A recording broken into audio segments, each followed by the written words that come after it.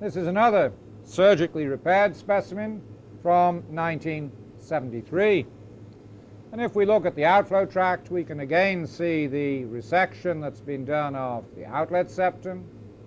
There's a transjunctional patch, and there's been resection of the septal attachment and the parietal attachments of the muscular outlet septum.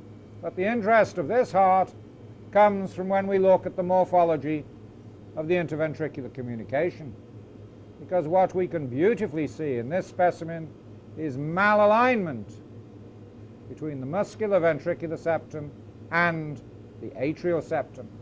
And this heart had associated straddling and overriding of the tricuspid valve.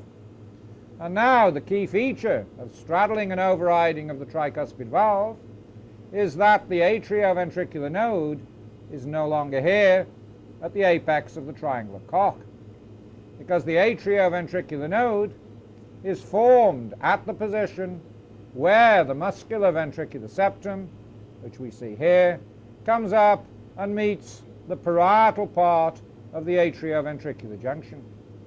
So in this particular specimen, the atrioventricular node would have been formed in this position.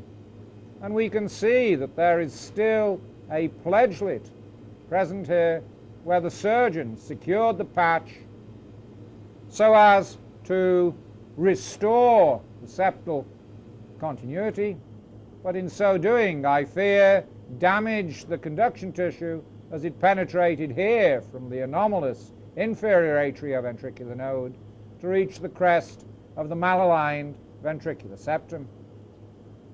And if I turn the heart and I show you the left ventricular aspect, you can then very nicely see the mitral valve coming into the left ventricle, along with a significant proportion of the tricuspid valve, which is overriding the crest of the malaligned ventricular septum.